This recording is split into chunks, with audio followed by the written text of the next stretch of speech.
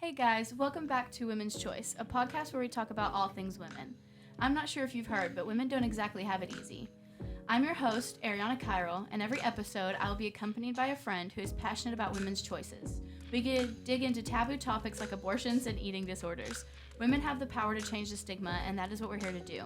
Today we will be discussing purity culture. I have my lovely guest, Kate Anderson, here to talk about her experience with purity culture. Life is so much better when women navigate it together.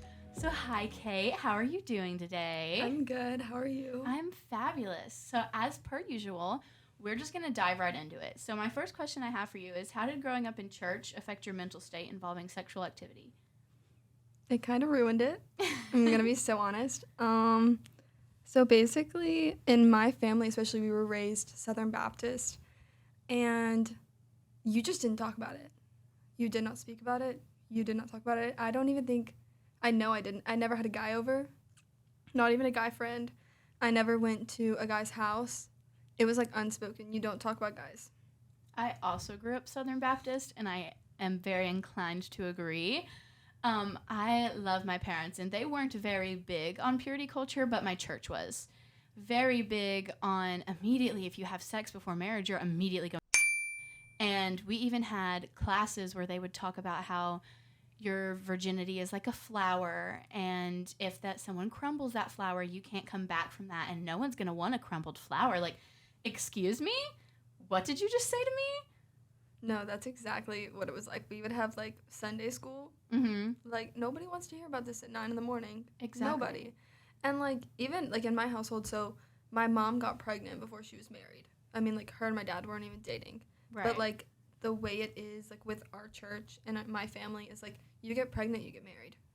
Wow. Yeah, like there's no way around it. You get pregnant, you get married. Right, because it's the quote right thing to do. No, yeah. And like they should not be married. But like the whole stigma around that is like the world is going to end. Yeah, like if your you have kids sex will not before marriage, everything's gonna Mhm. crumble into little pieces, and the trumpets are coming, and all the dramatic things. All the dramatic things. All the dramatic things. So, how did your family use pressures to persuade you into abstinence? Basically, like what I was just saying, like about my mom, like she got pregnant before she was even like dating my dad, and so it was like, your life will be over, your life will end, and they would like really pressure that in church. Is like they always made us go to church, and like if we had sex before marriage or even like a boyfriend, our life was over, and like we would not go anywhere in life. Wow, that's very aggressive. I was very convinced growing up that sex was the worst thing in the world. That it didn't even, like, even if you were married, like, it's just not something you're supposed to enjoy or do at all. And I feel like purity culture really pushes that on you. It makes you feel like sex is this nasty, dirty thing that you're never supposed to do, or there's going to be aggressive repercussions. And that's so upsetting to me because it doesn't have to be that way. Like, it's a part of life. So, as some people know, you are bisexual. I am. How did that kind of roll into this purity culture thing and the pressures you felt from your family and your church? So basically, I mean, nobody that I went to church with knew except like two girls, and they were both also bi, and we just kind of like stuck through it together, and we would honestly talk so much about church when we would leave because like there was a whole lesson once, and I'm pretty sure my youth director knew Mm-hmm. because the whole time he was like doing a message about like homosexuality and stuff like that, and he basically was like staring at me the whole time, and I was like, okay, he knows. He knows. That is messed up. It was very scary, and I left as soon as it was over. This is a little disclaimer. We're not like crapping on church or anything. If you heart church, girly pop, like go for it. But this is our experience growing up, both Southern Baptist, and I think that that's important to share the bad side of things like that because people need to be aware that like it's not all good. Like, It's yeah, not. if you love going to church and you're very faith-based, I'm so proud of you. Like, I love that you do that. But not everyone is, and I think that it's important to kind of highlight that, especially when it comes to things like purity culture. So, how do you feel that school accurately prepared you with sex education? No, not even remotely close. I can't actually think of a time anywhere through school that we had a lesson. I'm so like from kindergarten to my senior year, You I never had had a sex lesson. education? Never. Not in any of my physical education classes, not in my science classes, and nothing. Lebanon, get it together. Get it together. Wilson What County in the world? Wilson Schools. County Schools. It's crazy to me. It never. I know Wow. it also depended on the teachers that you had. So like I know through high school, like some of my friends had it, but it was also like a trauma-based video. Yeah. And like the teachers would show it to basically scare you into not having sex. We had sex education at my school, but it wasn't great. Shout out to Monterey. It was very if you have sex before marriage, if you do anything, they even talked about kissing and how that was wrong to do before marriage because you need to have one partner and one partner only. Otherwise, you're basically, you know that scene from Mean Girls where it's like that guy's on the board and he's like, if you have sex, you'll get STDs and you will die. Or you'll get pregnant and you'll die. Something like that. That was basically our abstinence class. She was like, so you transfer all these diseases when you kiss this person, then kiss this other person. Like, if you make out with someone, gonorrhea. No, I didn't until probably my senior year in high school. I didn't even know what mono was. Really? Yeah. Mm-hmm. Scary. Yeah, no, we did not. It was not an educational thing. Like, we did not speak about it. Yeah. Do you think that sex education should be more prominent in schools? 100%. There are so many kids that at young ages get pregnant, get STDs, get STIs, like get so many things from sex because they just don't know. Not to mention sexual assault. Some kids don't even know what's Yes. happening to them because they've never been educated on what that was, what it is, how it works. Until so many years down the road when they finally understand. And it's awful. Yeah, I don't understand the lack of sex education that we have in America, honestly. It's sad. It is sad. Like, who's in charge of this? I need to know. Something that I think is funny is how I have been shamed when I've not done anything. I just don't understand stuff like that. That makes sense. Like, how are you going to shame someone who's like how? My senior year, I had this friend who decided it would be fun to tell everyone, including some friends that I used to be friends with. So, like, these people that they already didn't like me, decided to tell them that I was sleeping with my best friend's boyfriend.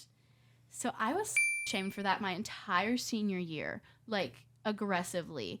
And then I recently had a dear friend of mine call me a because apparently have people over too often. And how are you gonna shame someone like that? And the way that even some of your close friends will like say that Yeah. is so mind-blowing. Truthfully. It just doesn't make sense. Like, we're supposed to be pals. we're supposed to be friends. Who told you could say that? What is wrong with you?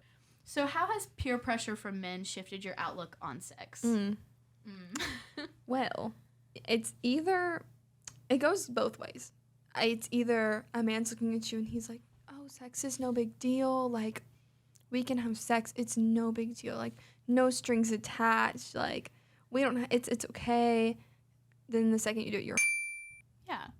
Obviously. you're why would you do that? Why would you have sex with a man you're not with? Why would you do that?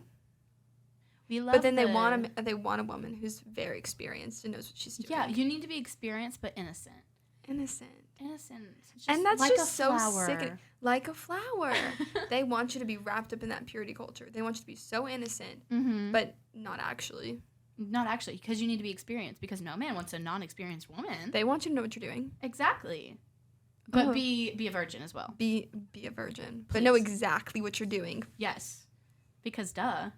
Because why would you do anything less? There are certain people that just really send me over the edge.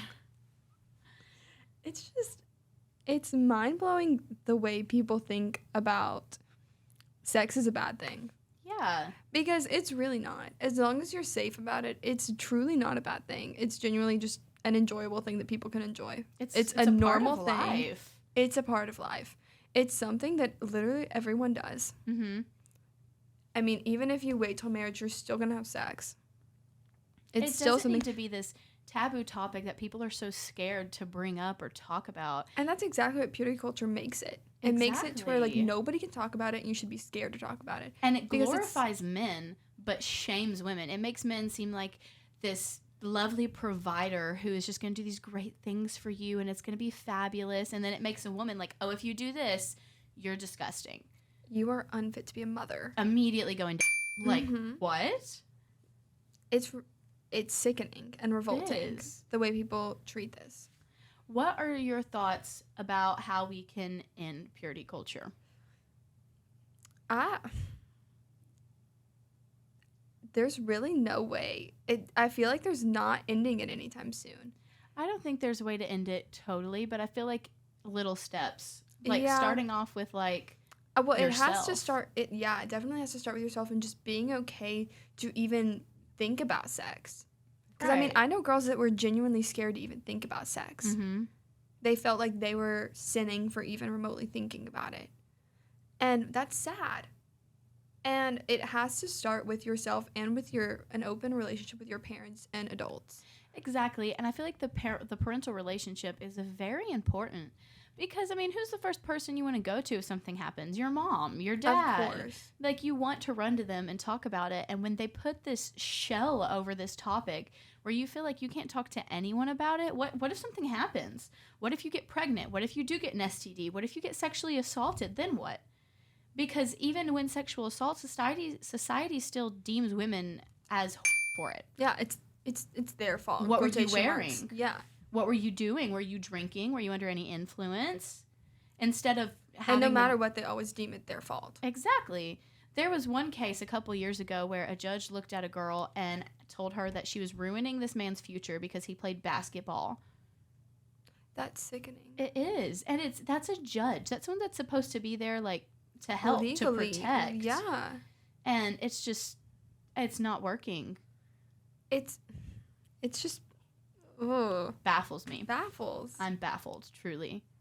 And it just doesn't stop. No, it's everywhere. Because if you even remotely, especially in the South, if you're open about talking about sex, you're just this super leftist, Mm-hmm. liberal, free, hippy dippy, like, do whatever you want kind Yeah, of you're person. just nasty.